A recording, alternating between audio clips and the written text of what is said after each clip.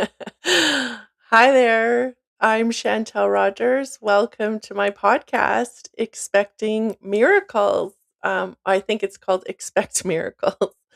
Anyway, I just kicked my table and everything kind of shook and went flying. So I'm hoping everything's straight and ready to go. Okay. So, welcome to my podcast. I'm just kind of sitting here breathing into the parts of me that are nervous. And what I do want to say is, I am here to have some real, raw, honest conversations. I talk about miracles, I talk about God, and I say fuck a lot.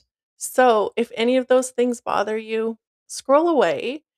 But if you're ready to open your mind, open your heart, and really do the work to uncover miracles in your life, then I urge you to stay. Um, I urge you to stay because this is what I'm here to do. I am here to help you uncover life's miracles. And the reason I'm here to do that is because I finally I finally fucking figured it out. I figured it out not intellectually, but spiritually is really what I'm here to share is how I feel I figured life out. And the beautiful part of this, the beautiful part yet the really challenging part is to find out like who you are and be that. And that's what I have been really facing in my own life is critics. The people that are very uncomfortable when other people um just one sec. I'm just wondering if somebody's telling me that. Okay. I just thought somebody was texting me saying, "Hey, we can't hear you," or whatever it is. Okay. So what I'm here to talk about are people who are very stuck in their ways, and these people get very uncomfortable when other people shine. And so I've been experiencing this a lot. And so what's been happening for me is I will find something that is just so important to me and means so much to me. And what I have a tendency of doing, or what I had a tendency of doing, is diving all in with both feet. And so, I found this energy system in 2007 when I was really, really sick. And I had some incredible, like miraculous healing results. My chronic pain, I had chronic abdominal pain. I was in so much pain every day that I was on Tylenol threes just to get by. I was unable to get pregnant at the time, and found this healing system. And I was a computer programmer at the time, so I mean, all of this stuff sounded so crazy to me, but because it was somebody that I trusted that told me about how her migraines were healed through it, I thought, you know what? I'm so sick and tired of being sick and tired. Why don't I try it? And so I did. And it was so interesting to me because it was literally like the girl barely even touched me. She told me all the reasons why I was afraid of getting pregnant and being a mom. And I woke up the next day and all my pain was gone, like completely gone, and it never returned. That is a miracle.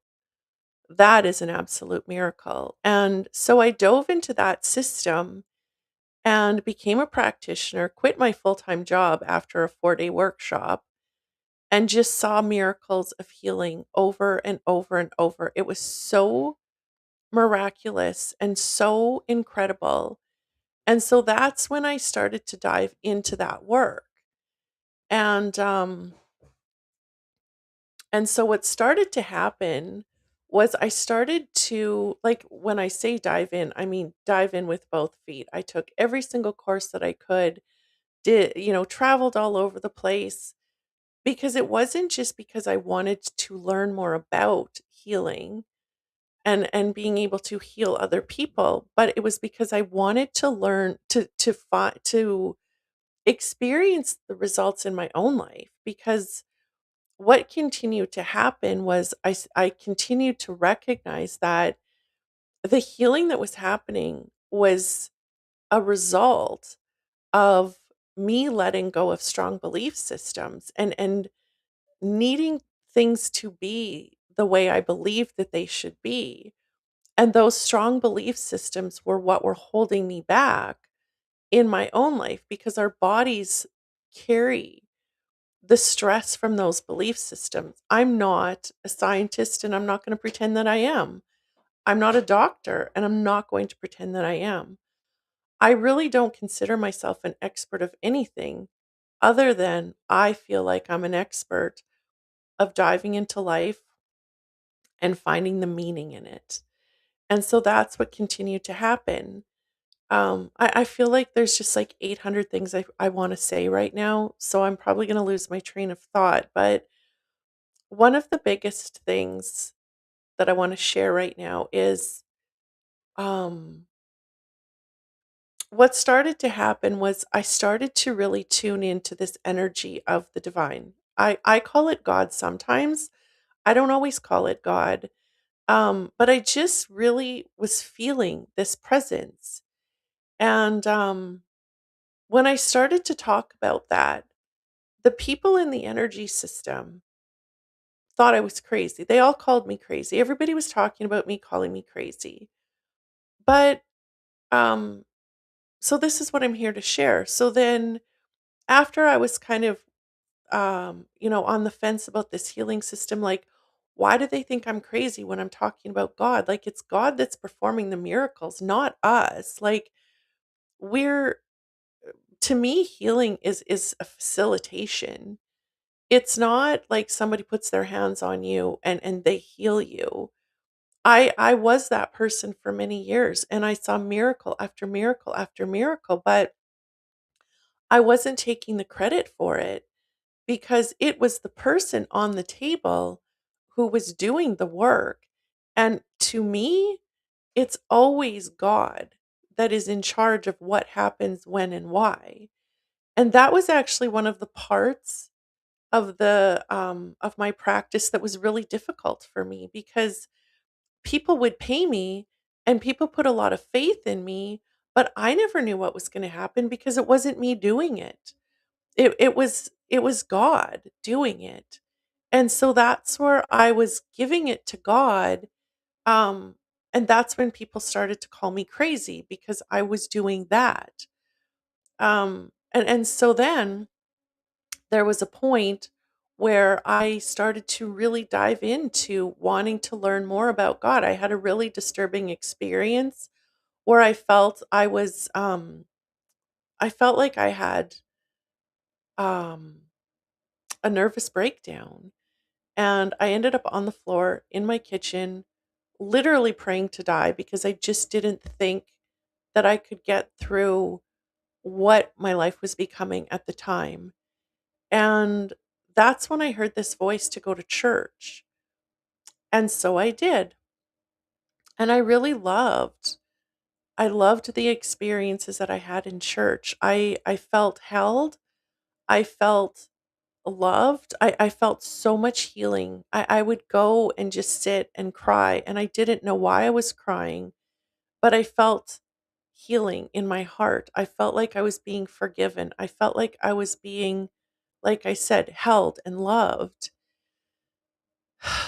And then I ended up getting cancer for the first time, and that was a really, really hard experience for me. I thought that I was dying many, many times. Well, I shouldn't say many, many, but many times. It wasn't the cancer that was killing me, it was the drugs. It was the chemo that was so hard on my body that it was my body was just fighting it. And I really didn't think that I was going to survive because I got so incredibly sick. But the interesting thing is, and that's where I started to really see miracles in my life, and I'll talk about that, probably soon, maybe every podcast, because those experiences were what really, really, well, I guess I will talk about it now. The time that I was the most afraid, or the first time that I had ever been that afraid, was when I was, it's such a long story, but I had this huge lump under my arm. It was my right arm. So it was a tumor the size of like a tennis ball.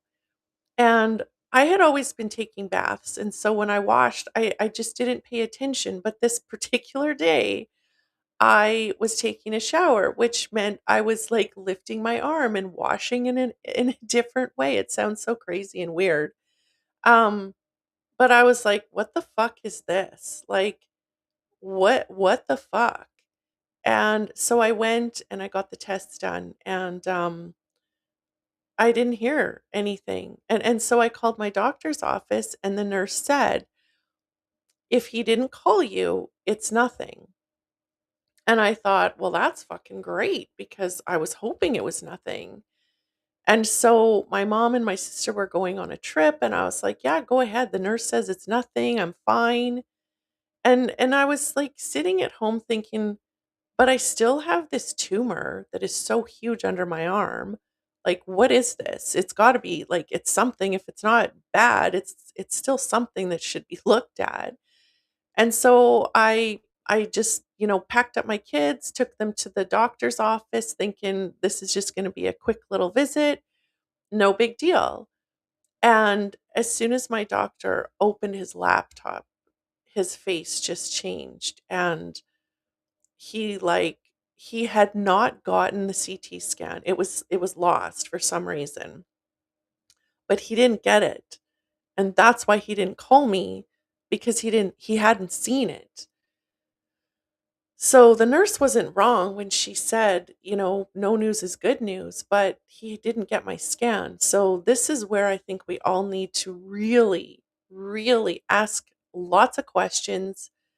We have to ask lots of questions. We have to be in charge of um of our situations, our health situations.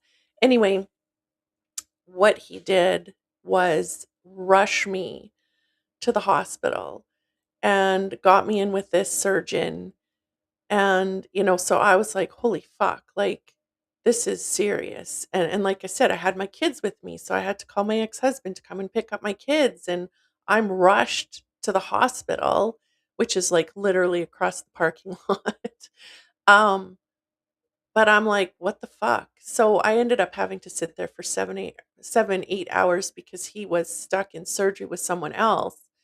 But by the time I saw him, he was like he had told me it's probably lymphoma, which is cancer.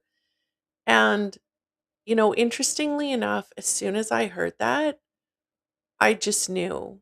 I just knew that God wasn't pissing around anymore, that I needed to take my life seriously because I had been living, I had left my marriage, got stuck in some addictions, drinking, smoking, dating, all of these things, and was just living this life that was not wholesome, loving. I was a fucking mess. Like I was a real mess. My divorce was really difficult.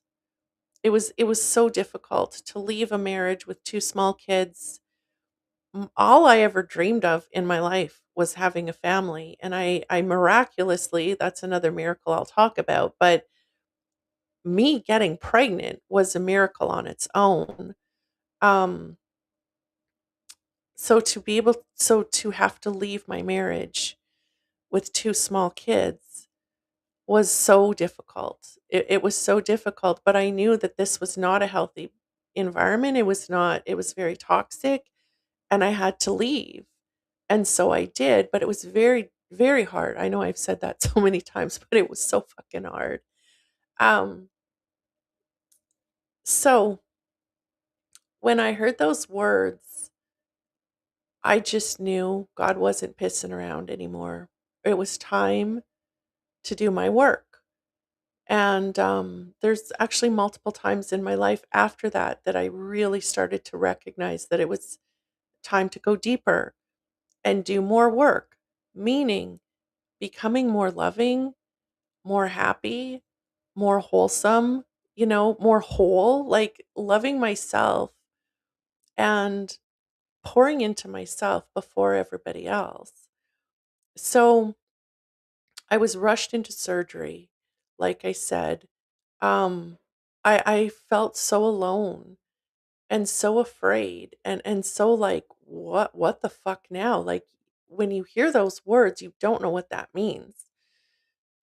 So I went, down these long, gray, dimly lit hallways to get to the surgery room, which I would love. I said to the nurse, I was like, man, it would be nice if they had some pictures on the walls or some color or flowers or something. Like, why is it so dismal? Like, right? So anyway, I ended up getting onto the bed and I just started crying because I was so afraid. And the nurse came over and she wiped my tears. And there was just something so beautiful about that, that there's this nurse standing beside me wiping my tears. And I whispered, like, thank you. What is your name? And she said, Marjorie. And so um, I've never made an effort to contact Marjorie, but I do want to do that at some point in my life, for sure. Anyway, as I'm laying on the bed, I was so scared, like I said, and I just felt this big hand reach out to me. It was like it got light in the room and I felt this hand reaching toward me. And I recognized instantly that it was the hand of God. But it wasn't the vision of seeing the hand that was such a big deal. It was the feeling that washed through me at the time.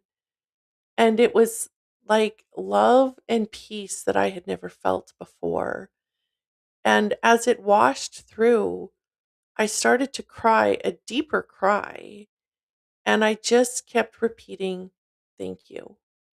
And I meant it. I was like saying thank you um, for the cancer, for the experience, for everything that was going on and everything that had gone on.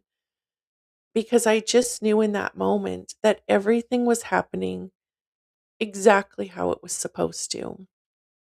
So to me, that was like I had been working as an intuitive healer for years. So I had seen and experienced many, many different miracles of healing. And those are great. Like I just finished this book actually. This is my 13th book that I've written. It's actually a full workbook and it's like start to finish how we work through our levels of trauma, which is what I call fuckery. Um but what I wrote about were different kinds of miracles that I've seen because it's like they fall into different categories. Like there are the holy fuck miracles, like big shit happening that no one could ever explain. Um, but the big miracles that have been happening in my life since that time are the times that I just feel so incredibly washed through with love and peace. That to me, that's a miracle because what that shows me is there is a God. And I don't always call it God. I call it divine mother and father sometimes. I call it divine masculine and feminine sometimes. I call it something different all the time. It doesn't matter what we call it, but what matters is that we actually connect to it. Because when we connect to it, that's when everything changes. That's literally when life begins. So, I had that experience on the operating table. I also had it during my bone marrow test, which those are hard. Um, those are hard. I had that happen during that test. I had it happen during the PET scan that I had had. And also, there was a day that I got a phone call. I was sitting in the tub and I got a phone call, and they told me that my liver enzymes had gotten so high that I wouldn't be able to get any more chemo.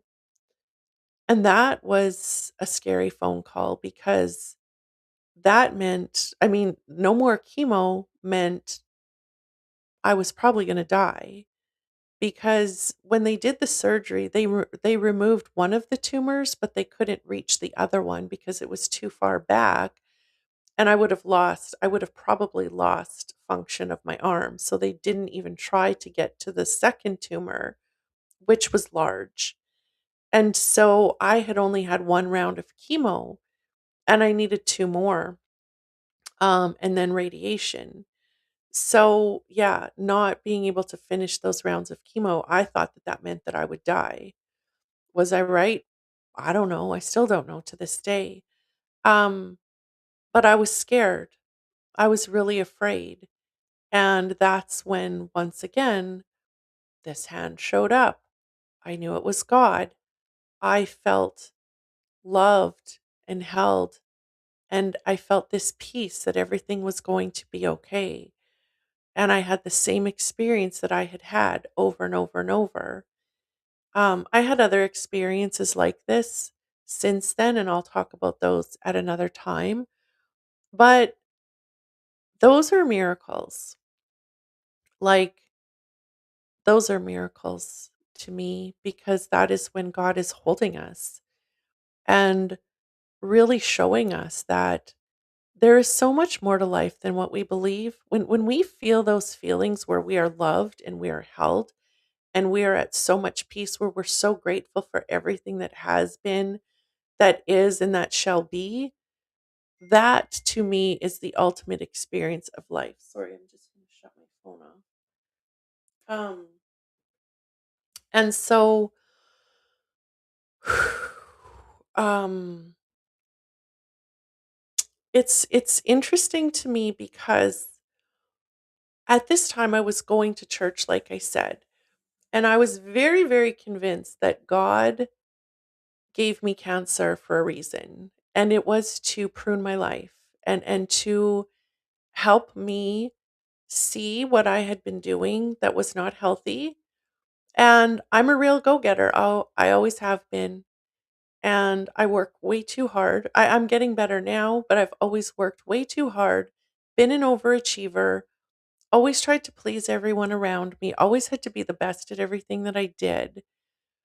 And so God knew that me getting cancer was probably the best fucking way to plant me and to use me. And here's the interesting part about this, because I had actually worked with clients, one in particular who had stage 4 ovarian cancer. She had a tumor the size of an orange. And I think she was given 6 months to live. I'm not sure about that.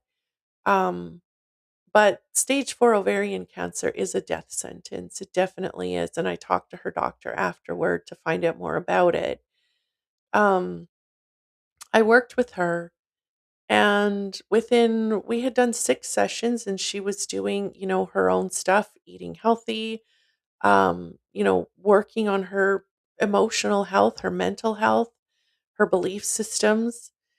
And when they finally opened her up, the tumor was gone. Like, the tumor was gone, the cancer was gone. And that was an incredible miracle. I had seen other miracles too. People that needed heart surgery no longer needing heart surgery. Like, just incredible, incredible miracles. So when I got sick, I was pretty fucking mad that, like, I was pretty convinced. No, I was very convinced. I was absolutely convinced that I was getting cancer and I was going to heal it naturally, through the system that I was in or whatever it was, and not need Western medicine. That is what I believed my story was going to be. And then when I wasn't healing and I needed Western medicine, like, chemo to me was like the ultimate. thing that I never wanted to ever have to do in my lifetime. And I needed fucking chemo and radiation and surgery, and, like, what the hell is going on here? How did I see these miracles happen in other people's lives as the facilitator, and when I need the miracle, it's not showing up? I was really frustrated by that.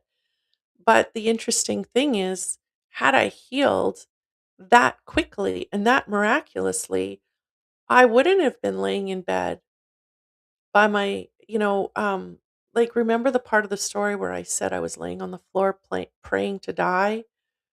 And here I was thinking I was dying, laying in bed beside my kids, praying to survive. That's a really interesting God moment to me.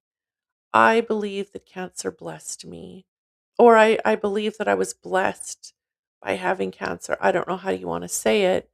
Um, but to me, it was a miracle to be that sick, um, to be able to then heal the things in my life that I needed to heal. So I feel like everything that I'm going through and have gone through has shifted my perspective completely. So to me, like I said, feeling that amount of love and peace and joy flowing through my body was so miraculous. And so what then happened was um the people at church started to tell me things that I did not believe in. I do not believe that there's a devil. I do not believe that there are evil forces. Because I don't feel the devil and I don't feel evil forces. I believe that people that believe in that are actually creating it by believing in it. Um, and I really, like I said, I was convinced that God gave me cancer to heal my life. And I said that because, again, remember I said I dive into everything that I do. I took every single workshop that I could through the energy medicine system. And here I was at church, diving into Bible study groups. I wanted to know everything that there was about God and the Bible and Jesus and everything that I could learn. And so at the Bible study group, I mentioned that I believed that God gave me cancer to heal my body, or sorry, to heal my life. And one of the ladies, like, just crashed right out and said, God would never do that to you. God does not do things to his people like this or to his children. It's the devil. You are full of demons. And I don't think anything ever fucking scared me more than that. Even though I don't believe in the devil or demons, that fucking scared me because here's this woman who's very self proclaiming one of the highest Christians or whatever it is that she thought about herself. Um, and here she's telling me that I'm full of demons. Well, fuck me. That was that was scary. Like I said, even though I don't believe in it, when somebody tells you that, you get afraid. And so then there were other things that I started to learn about, sin, getting thrown in hell, all these things that I just did not believe. And so then what started to happen was the people that really, really believed in Jesus were very, very afraid of energy work. That was devil's work. So now I was doing the devil's work. So the energy system thought I was crazy because I was believing in God and wanting to learn more about God and talking about God. And then the people that I was learning about God with thought that it was the devil's work that I was doing by healing people. So I was just royally fucking confused. Like, what is true here? Because I felt like there was so much beauty in this energy system and the healing that I was able to see in my own life and the lives of my clients. And I was teaching remote viewing, I was teaching remote healing, hands-on healing. I was teaching people to do this. It was fucking amazing. This is where most of the miracles that I saw came from. And then I started to experience these miracles of being held by the divine, this God figure. I wasn't just envisioning it, I was feeling it, like feeling it so deeply. So to me, it was all true. Um, but everybody else was telling me that I was crazy. So this is what I really am sitting down to talk about today is to stop looking at other people and start following your heart. And it's easier said than done because I've realized lately that that's what's been holding me back the most in my life. It's not my fear. I believe in myself. I'm a real strong motherfucker. Like, I believe in myself. I always have. I mean, I know that I'm an incredible intuitive healer. I know this. I know that I'm an incredible mom. I know that I'm an incredible writer. I know these things. I don't doubt myself, but I listen to the people who doubt me. I've listened to the people that doubt me. And that's where I have had a lot of trouble in my life. And that comes from insecurity. Because if you're believing other people, that means you're insecure about yourself. Because if you were truly confident, you wouldn't care what other people think. And that's where I am now. I know I still have some insecurities and I'm going to focus on working with those every day. But here's the thing. Everybody that is so insecure that they have to belittle another person or shame another person, um, there's really there's a point in all of our lives where we get to look at these people that have blamed us and belittled us and shamed us and tried to hold us down.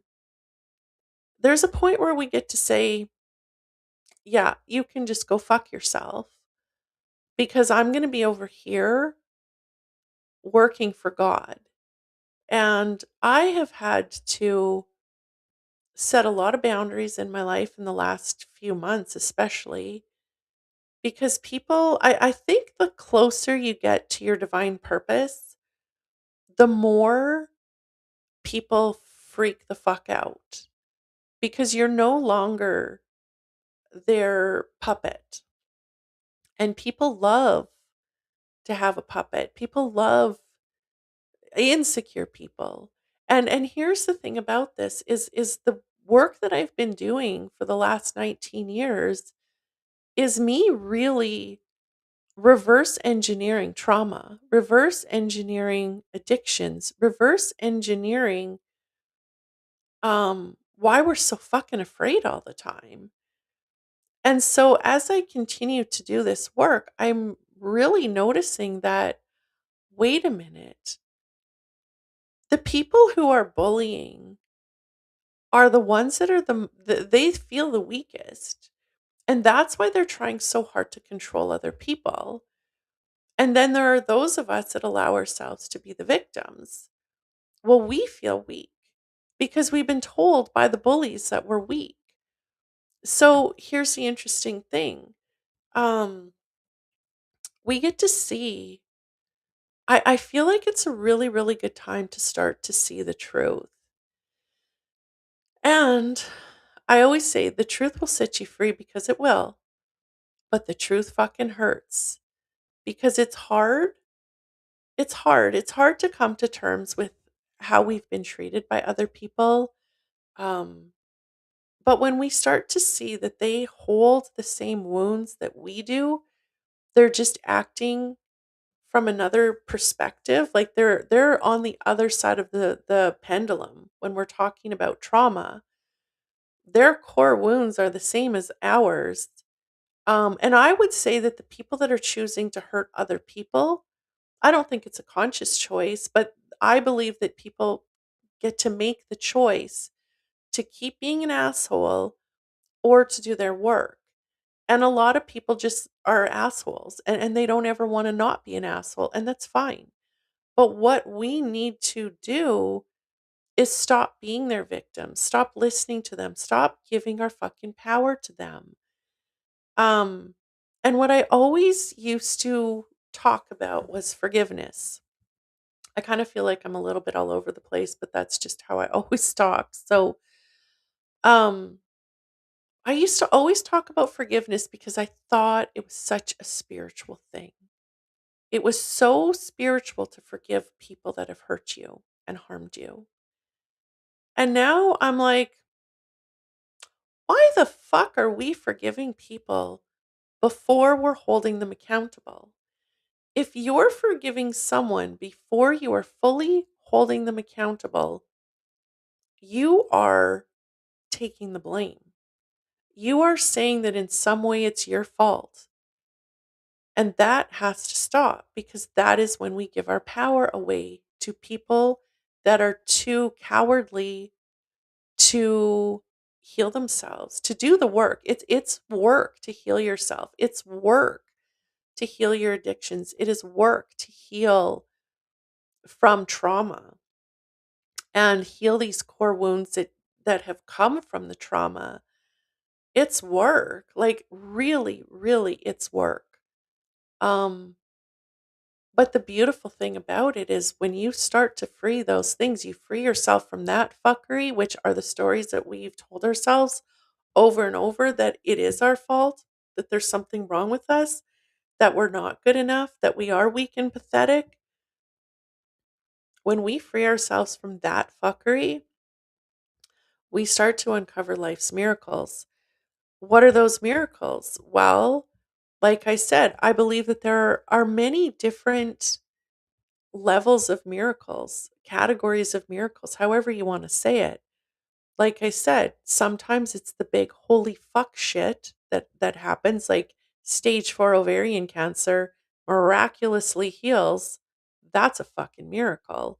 My eyesight, I had worn really strong glasses since like grade 10. My eyesight just magically healed. I go to the doctor, the eye doctor, he's like, "Well, there's no way that this is your chart." And it was. Like my eyesight miraculously healed. I got pregnant when I had issues that my I had issues in my endometrium lining and my body knew it and I was unable to get pregnant.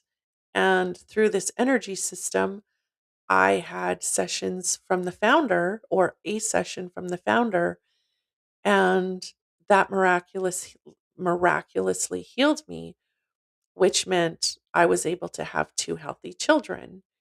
And I mean, it was just like miracle after miracle after miracle that happened.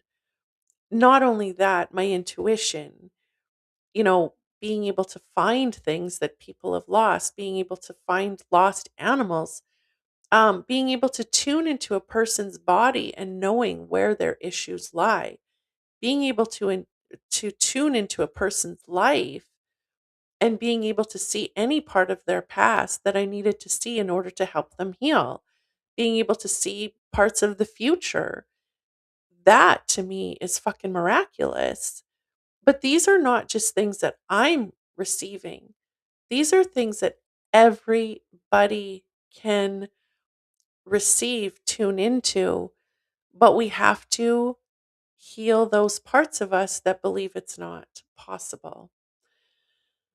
So, I'm just trying to think of like different levels of miracles. Okay, yeah. So when we're talking about, me being on the operating table and feeling this presence of God, where I'm like crying and saying thank you for everything, including the cancer, those experiences are miraculous. When you live in a lot of fear and you heal those parts of you that were afraid to the point where you don't feel that much fear anymore, to me, that's a miracle.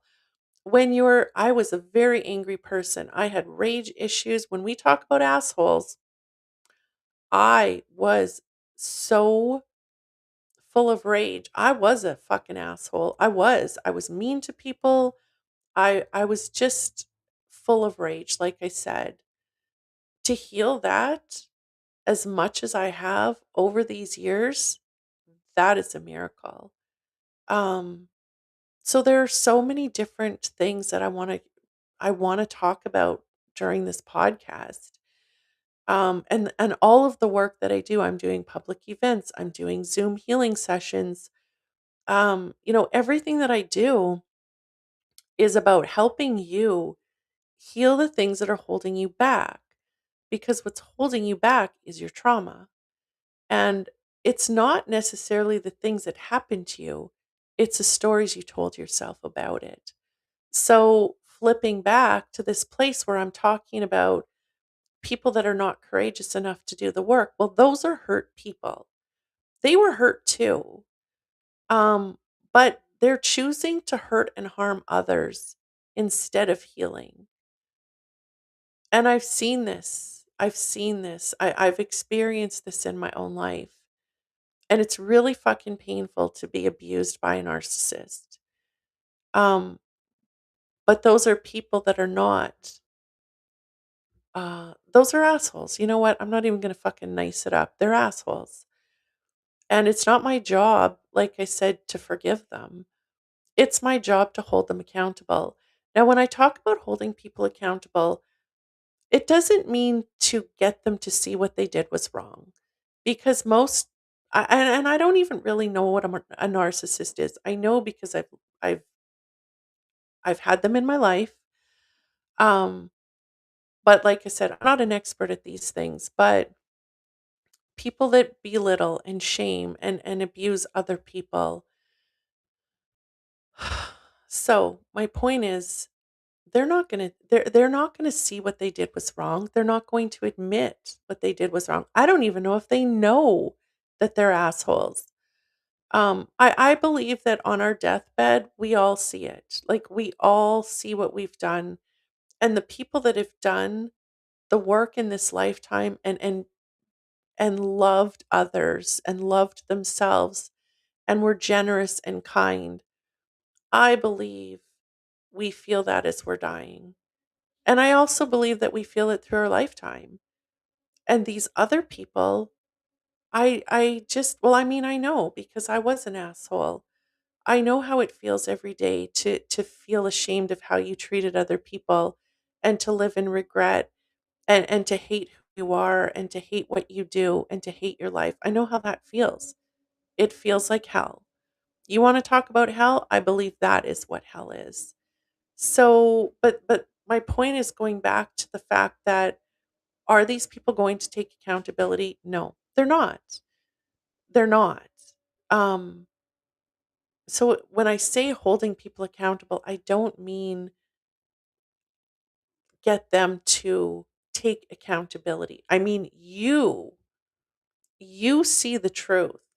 You know that what they did was wrong and it hurt you, and that is not okay.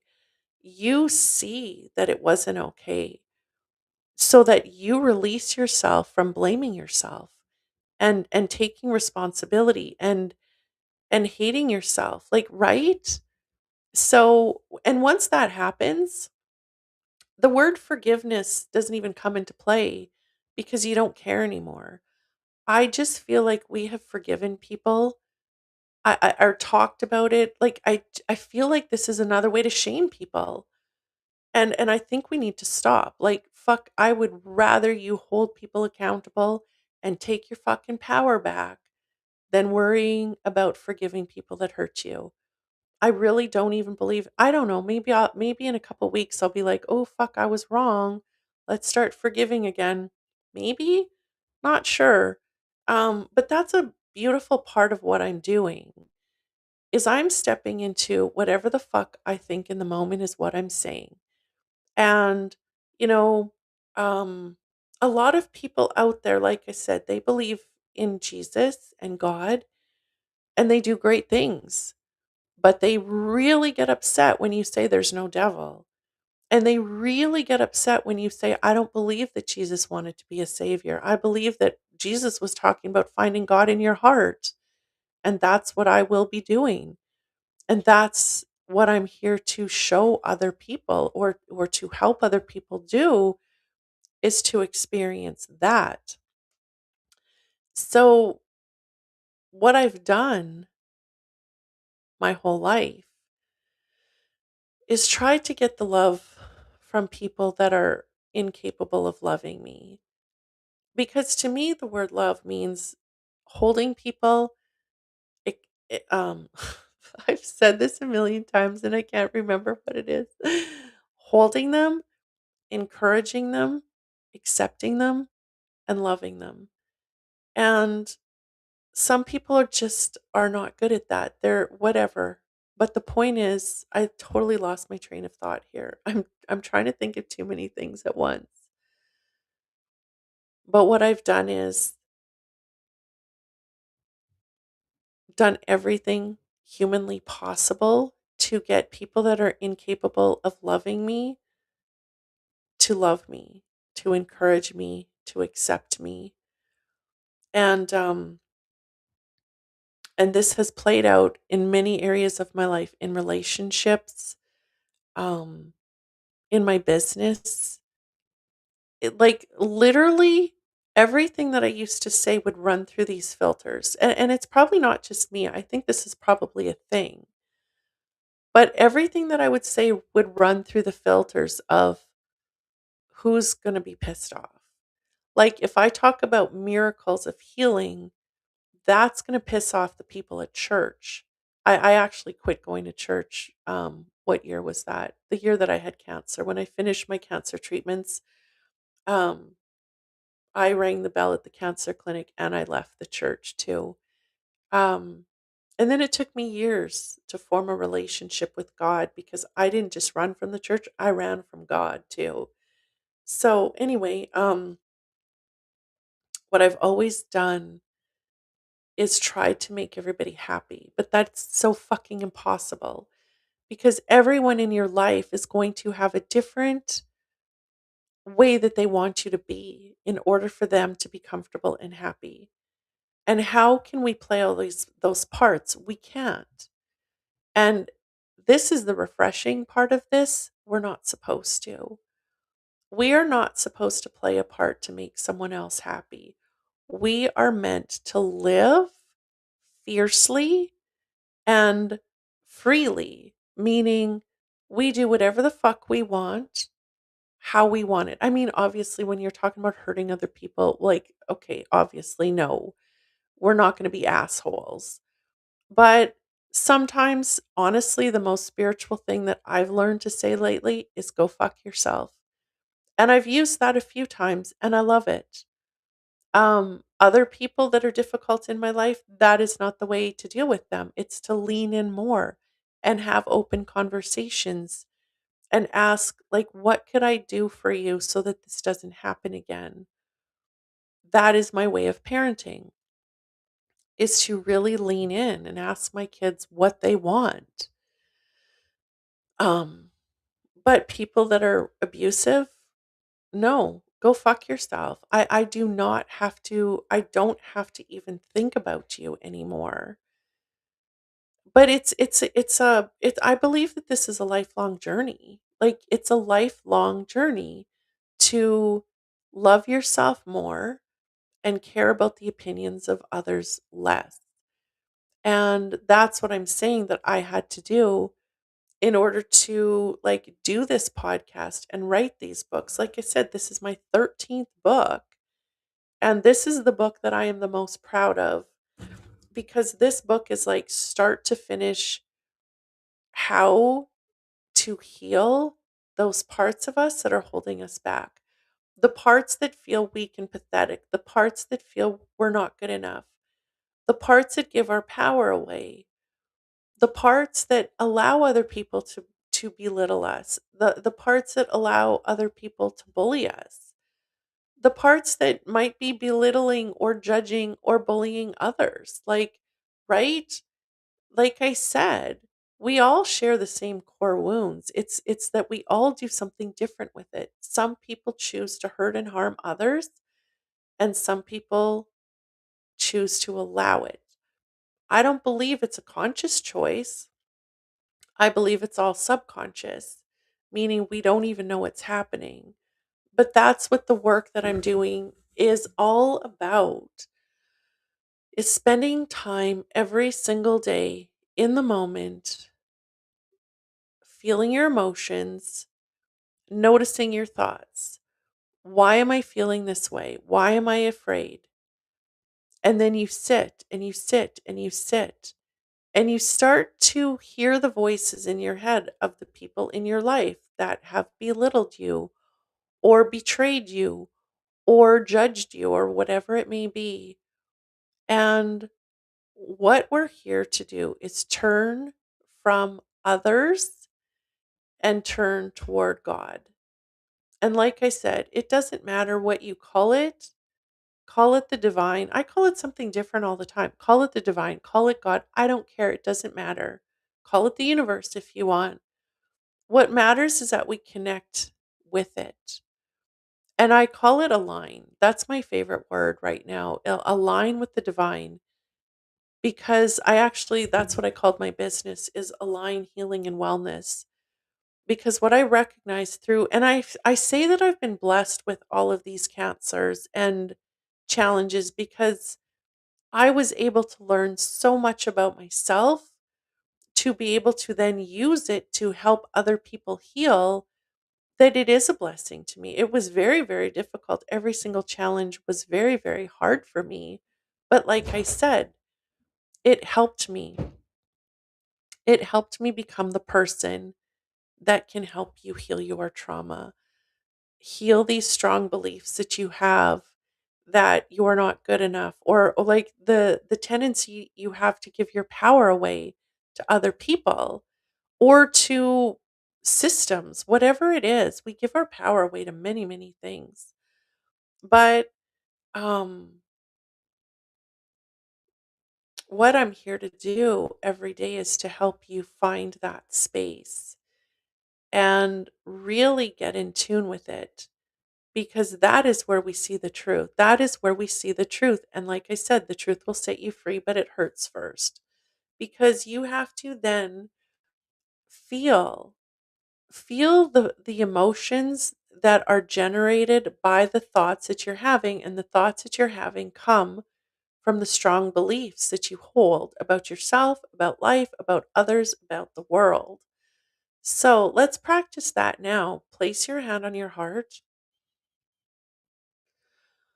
and take some nice, full, deep breaths.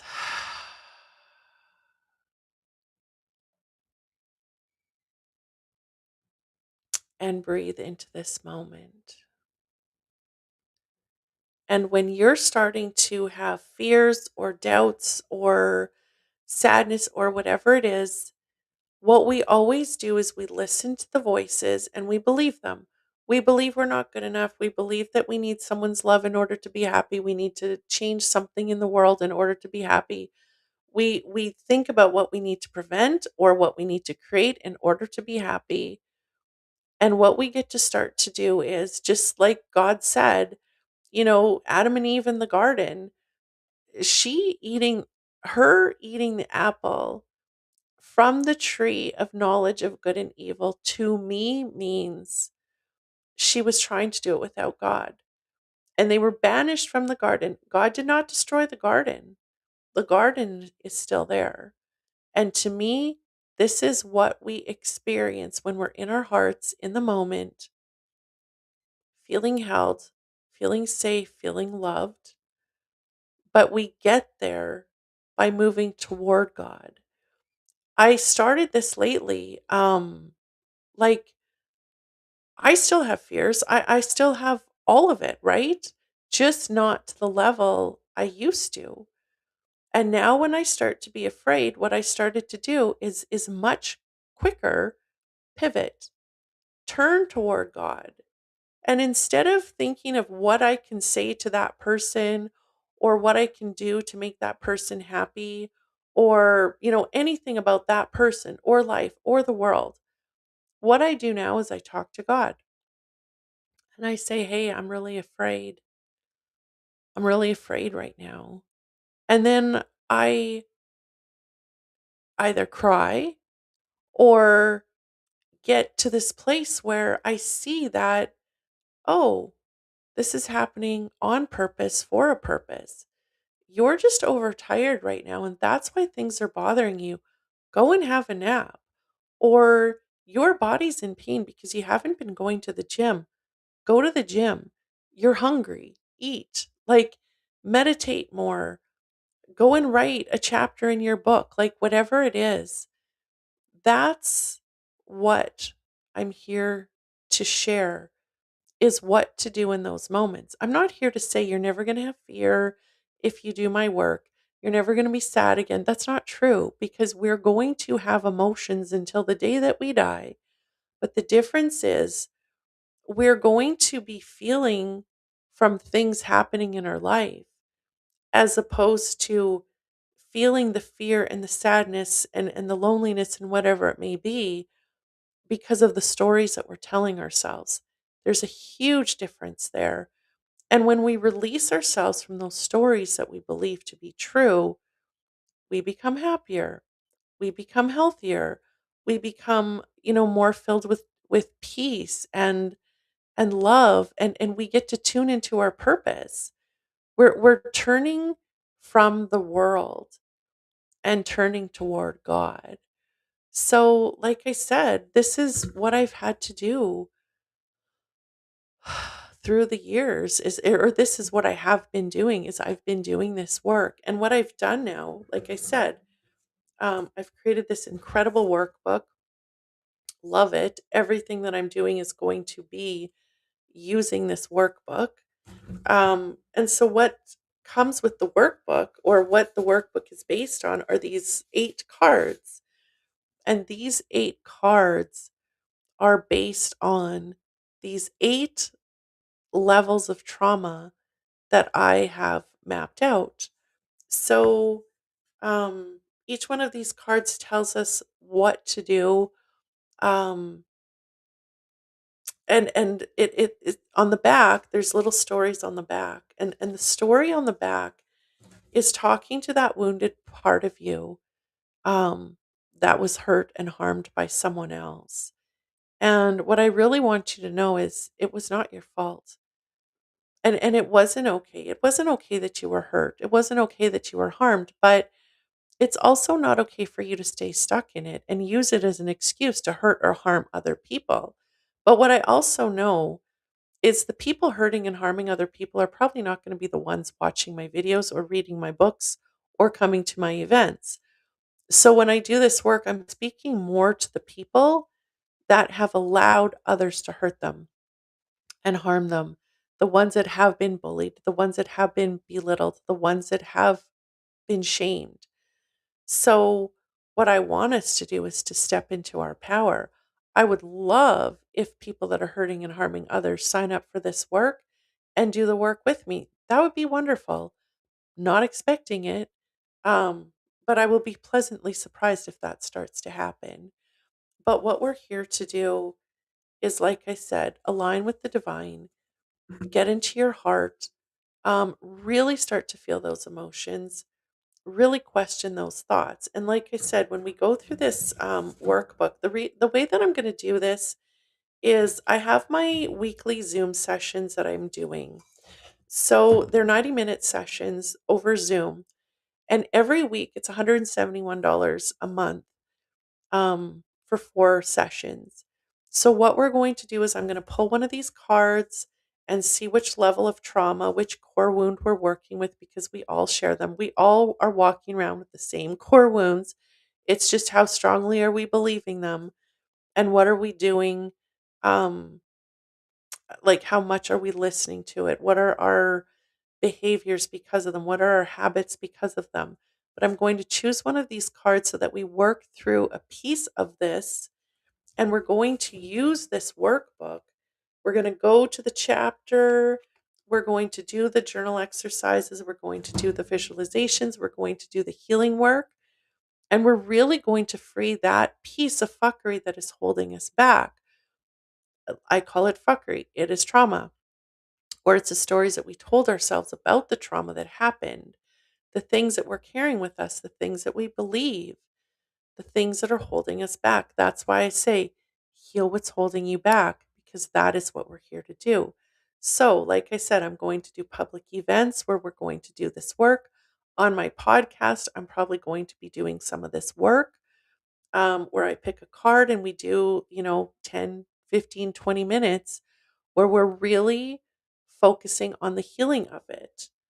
So, I'm also going to be doing my healing circles, which I'm so excited about too.